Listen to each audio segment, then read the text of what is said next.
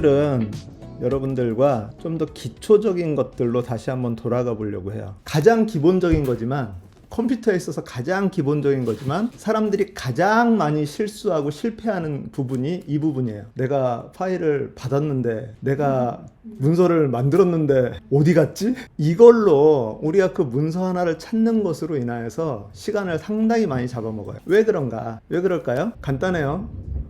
어떤 루틴이 없이 아무렇게나 그냥 닥치는 상황에 따라서 저장을 하고 그렇기 때문이라고 하는 거죠. 자, 그래서 오늘 그것에 대해서 좀 한번 살펴보려고 해요. 자, 그 파일 시스템이라고 하는 게 있어요. 그 파일 시스템이라고 하는 것을 우리가 잘 이해를 못하면, 그리고 잘 활용을 못하면 파일을 찾아 헤매는 시간들이 상당히 많고, 또 그것으로 인해서 스트레스를 받는 것들이 상당히 많아져요. 자, 일단 기본적으로 여러분이 가장 많이 접하는 3개의 폴더를 말씀을 드릴 거예요. 첫 번째는 다운로드라고 하는 폴더가 있어요. 일반적으로 저희가 인터넷에서 뭐를 하다가 다운로드를 딱 누르면 파일이 어디론가 저장이 돼요. 그런데 어디에 저장이 되냐면 기본적으로 다운로드라고 하는 폴더에 저장이 돼요. 다운로드. 자, 그것이 여기 밑에 보면 지금 왼쪽은, 여러분 보시기에 왼쪽은 그 윈도우즈고 오른쪽은 맥이에요. 그렇게 해서 좀 구분을 해서 지금 맥과 윈도우즈를 쓰시는 분들이 다 있기 때문에, 자, 윈도우즈 같은 경우는 이 왼쪽에 사이드바, 뭐 맥도 마찬가지고요. 사이드바 거기에 보시면 다운로드라고 하는 폴더가 있어요. 그래서 그 다운로드 폴더에 기본적으로 저장이 돼요. 자, 그런데 이 다운로드 폴더라고 하는 것이 여기에 제목에 나와 있는 것처럼 그냥 현관문이에요. 자, 물건이 배송이 됐어요. 여러분 그 아마존에서 물건이 배송이 됐어요. 그러면 현관에다 계속 놔두시죠? 들어놓죠. 그래서 그거를 어딘가에다가 놓죠. 이것이 내가 안방에서 쓸 거면 안방에다 갖다 놓고, 이걸 내가 부엌에서 쓸 거면 부엌에다 갖다 놓고. 그런데 많은 분들이 아마존에서 온 박스를 현관문에다가 그대로 놔둬요. 중요한 것은 다운로드 폴더라고 하는 이 폴더를 여러분들이 임시 장소로 생각을 하셔야지 정규적인 그런 장소로 생각을 하시면 안 된다라고 하는 거예요. 참고로 저 같은 경우는 어떻게 하냐면, 다운로드 폴더 안에 있는 파일들은 그냥 한꺼번에 싹 지워도 상관없을 것만 거기다 놔둬요. 뭔가 중요한 파일이다, 내가 이걸 계속 써야 되는 파일이다, 내가 한 번 보고 말 것이 아니라 계속 써야 되는 파일이다 라고 하면 어딘가로 옮겨놔야 돼요. 그래서 첫 번째, 여러분들이 다운받는, 뭐 카톡을 통해서 다운을 받든지 사진도 받고 뭣도 받고 많이 받는데, 그거를 다운로드 폴더 안에 넣어놓지 말고 가능한 대로 어떤 다른 폴더로 필요해 있는 곳으로 옮기시라라고 하는 것이 첫 번째예요. 자, 그래서 그 다운로드 폴더는 항상 그 왼쪽, 그 윈도우즈는 윈도우 키와 알파벳 E 그거를 누르시면, 그러면 그 탐색기라고 하는 애가 나와요. 맥은 그 화면 맨 아래쪽에 맨 왼쪽에 보면 거기에 이렇게 네모나게 웃고 있는 애가 하나 있어요. 네, 파인더. 그거를 누르시면 이게 나와요. 그럼 거기에 사이드바, 왼쪽에 사이드바라고 하는데, 그 사이드바에 보면 다운로드 그것이 있어요. 뭐든지 내가 다운을 받았다, 그러면 다운로드 폴더 안에 있는 거예요. 그거를 여러분이 기억을 하셔야 돼요. 내가 다운 받았는데 어디다 놨는지를 모르겠다? 안 건드렸으면 다운로드 폴더에 있는 거예요. 그것이 가장 기본입니다. 자, 두 번째로 문서를 내가 만들어서 저장을 했다. 그럼 기본적으로 저장이 되는 데는 어디냐면 다큐멘트라고 하는, 마이 다큐멘트, 윈도우즈에서는 마이 다큐멘트 아니면 내 문서라고 하는 폴더고요. 그리고 맥에서도 다큐멘트라고 하는 폴더예요. 문서라고 하는 폴더예요. 일반적으로 거기에다가 문서를 저장하는 습관을 들이시는 게 좋아요. 문서는 항상 문서 폴더에다 저장을 하시고, 그리고 문서 폴더 안에다가 폴더를 만들어서 저장을 하시고, 자, 그 부분은 이제 조금 이따 또 한번 얘기를 할 거예요. 자, 그리고 세 번째로 가장 많이 여러분을 불편하게 만드는 데가 데스크탑이에요. 데스크탑이라고 하는 거는 컴퓨터 화면에 여러분 지금 모든 창을 다 닫으면 나오는 게 데스크탑이에요. 자, 그 데스크탑은 보통 여러분 화면이 이 왼쪽 화면처럼 보이지 않나요? 기본적으로 데스크탑이 우리가 들어가기 가장 편한 곳이에요. 컴퓨터를 폈을 때 제일 먼저 눈에 띄고, 그러니까 그래서 거기다 이렇게 많이 쌓아 놓는 경우가 있어요. 보통 이제 요렇게 왼쪽에 화면처럼 이렇게 나와 있는 경우들이 있는데, 여기서 보면 바탕화면은 작업대지 창고가 아니라고 그렇게 얘기를 하고 있어요. 그렇기 때문에 여기에다가는 많은 거를 넣어놓으면 컴퓨터가 느려질 수 있어요.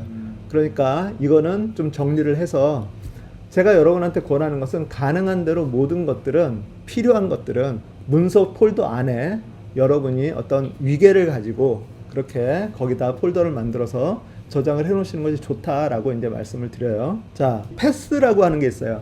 파일 주소를 여러분이 알고 있으면, 이 구조를 알고 있으면 상당히 도움이 돼요. 그 여러분의 모든 컴퓨터는 쉽게 말하면 집과 같아요. 집에 딱 들어가면 내 집이라고 하는 바운더리가 있죠. 이 바운더리라고 하는 것은 뒷마당까지 다 포함돼서 내 집이라고 하는 그 영역이 있어요. 거기 안에 어쨌든 들어가면 그 영역 안에 내 집 건물이 있어요. 그럼 그 건물은 어디로 들어가요? 창문으로 들어가나요? 현관으로 들어가죠. 거기로 들어가는 문이 있어요.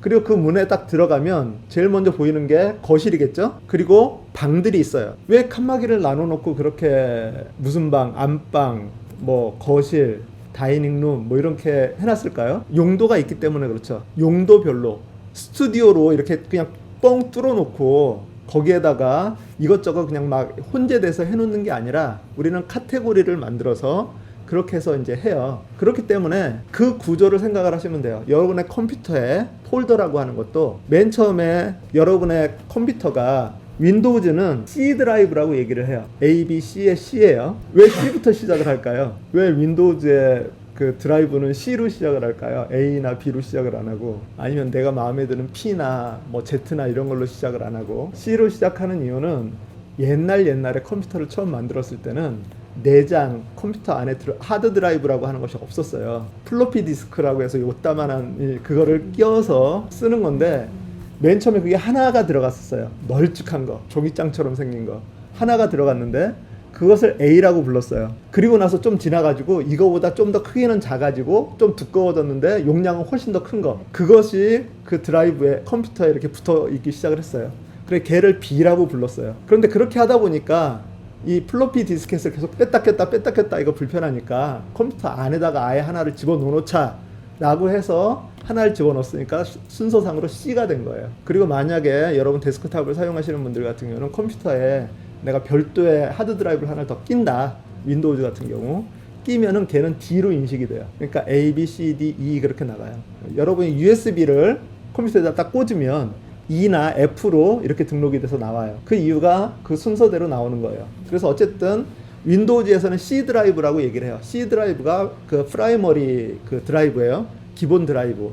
그 다음에 맥에서는 맥킨토시 HD라고 나와 있어요. 그게 그 이름이에요. 맥킨토시 HD. 그래서 맥킨토시 HD가 그 컴퓨터 안에 들어있는 하드 드라이브, SSD. 요즘은 이제 하드 드라이버라고 안 하고 SSD라고 하죠.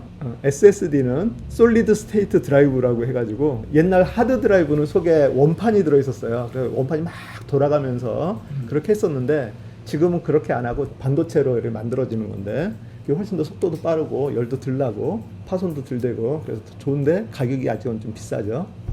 자, 그래서 A, B, C 윈도우즈에서는, 그런데 지금은 이제 A, B를 안 써요. 아예 얘네들은 이제 퇴출이 됐어요. 그러다 보니까 그냥 C가 그 메인 드라이브고, 그 다음에 맥은 여러분이 들어가서 보면 맥킨토시 HD라고 이렇게 나와 있어요. 그게 메인 드라이브예요. 그 메인 드라이브를 여러분이 알아야 돼요. 제가 예전에 윈도우즈를 주로 쓸 때는 항상 C 드라이브와 D 드라이브를 따로 만들어 가지고, C에서 컴퓨터가 망가지거나 뭐 바이러스 침투해가지고 얘가 그걸 하거나 그럼 얘를 싹 밀어버리고 다른 C 드라이브로 이렇게 교체해서 데이터는 따로 그냥 아예 보관을 해놓는 그런 방식을 많이 썼었는데, 랩탑에서는 그 드라이브를 물리적으로 두 개를 못 나누고 소프트웨어적으로 둘로 나눠서 이렇게 쓰는 사람들도 있어요.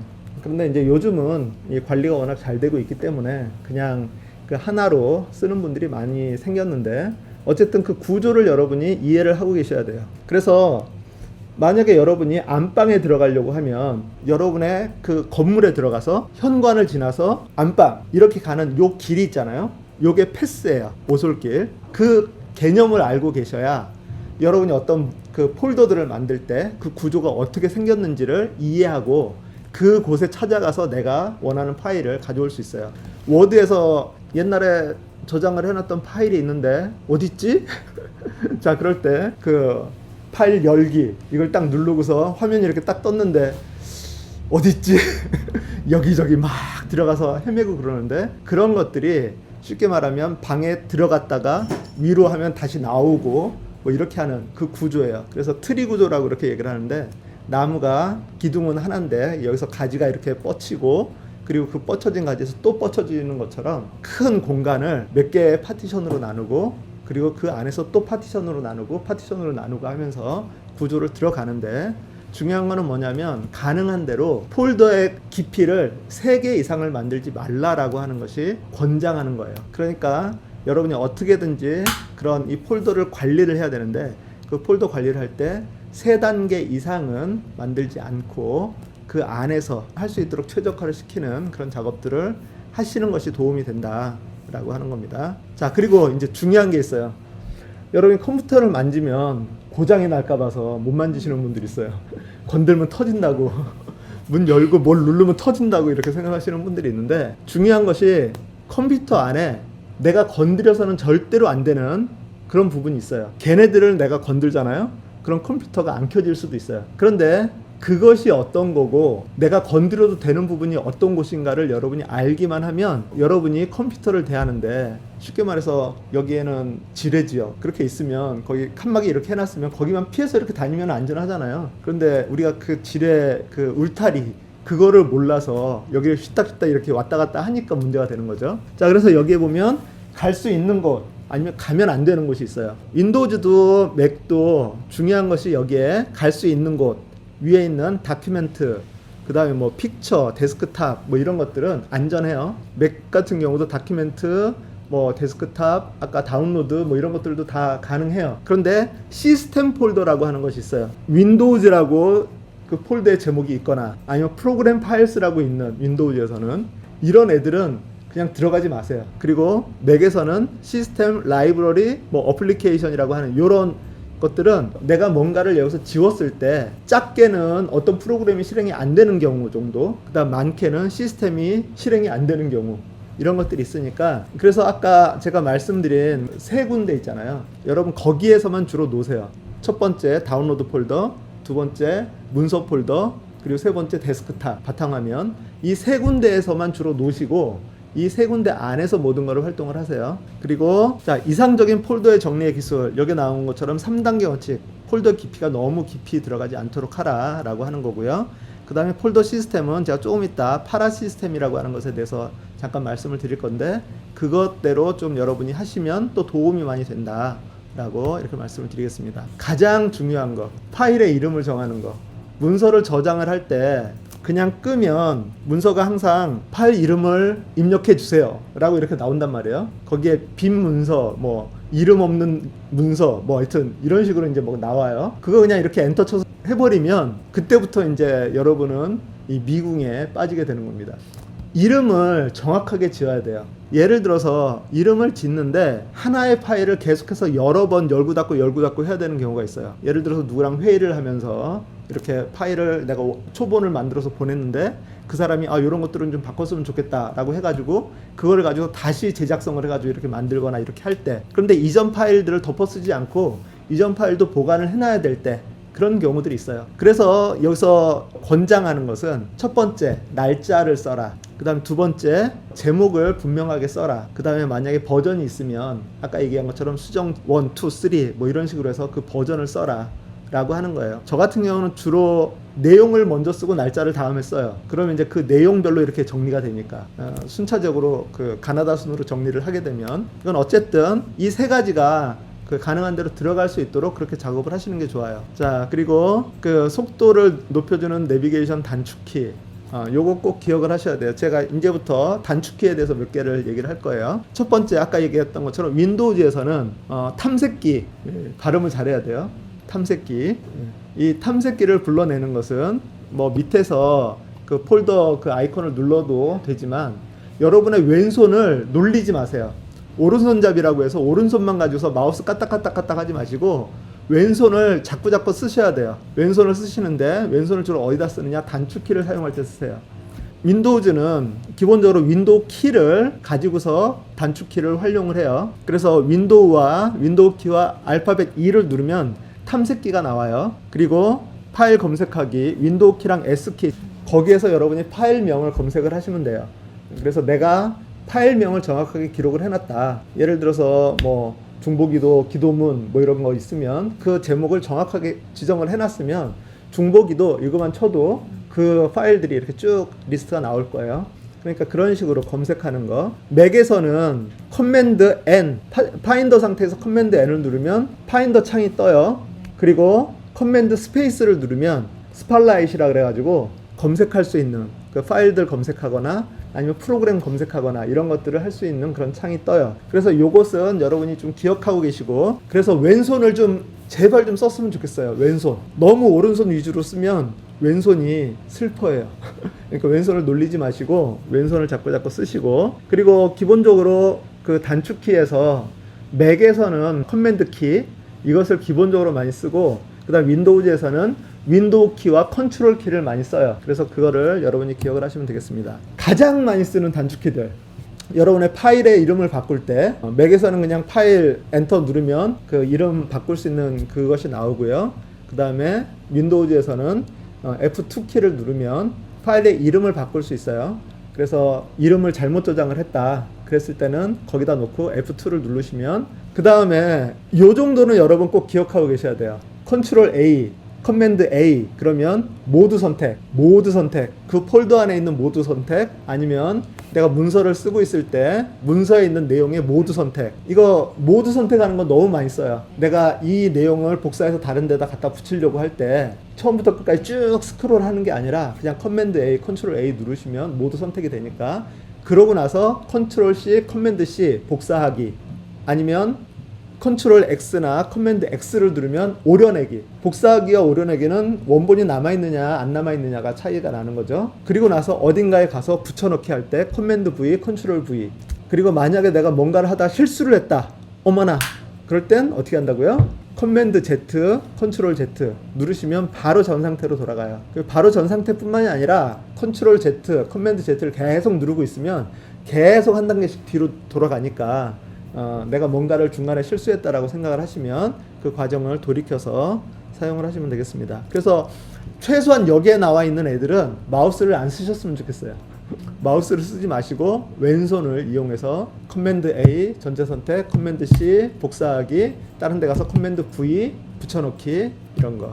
자, 그리고 나서 검색을 할 때 아까 윈도우 S 아니면 커맨드 스페이스 누르고 나서 파일 확장자 명을 이렇게 집어넣으시면 그런 파일들을 찾는 것이 도움이 돼요. 자, 이 부분은 조금 있다가 한번 볼 거예요. 자, 안전한 백업을 위해서는 클라우드를 사용하시는 것이 도움이 돼요. 클라우드 여기에 보면 원드라이브, 윈도우즈에서는 기본적으로 원드라이브랑 연결이 돼 있어요. 요거 되게 감사하면서도 짜증나는 일이에요.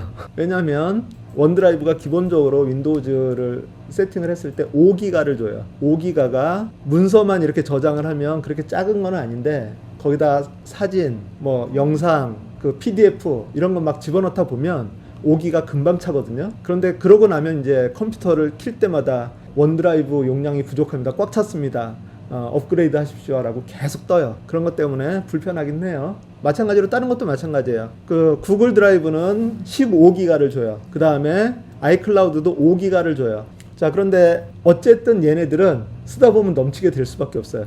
그러니까 만약에 클라우드를 사용을 하려면 돈을 내는 것을 각오하고 쓰셔야 되고, 그러지 않고 나는 백업 없이 그냥 내 컴퓨터 만약에 떨어뜨려 가지고 얘 작살이 나면 나 모든 걸 잃어도 괜찮다 라고 하면 그냥 쓰셔도 되고, 그런데 여러분이 뭔가 중요한 파일들 작업을 한다라고 하면 이런 클라우드를 사용하시는 것이 권하고요. 저는 개인적으로 아이클라우드랑 드랍박스를 사용을 하고 있어요. 아이클라우드, 드랍박스. 아이클라우드는 그 저희 가족 공유로 해가지고 그 저희 가족들이 다 같이 쓰고 있어서 뭐 상대적으로 그냥 혼자 쓰는 것보다는 저렴하게 쓰고 있는 편이고요. 그 다음에 드랍박스는 다른 사람들이랑 파일 공유하기가 너무 편해요.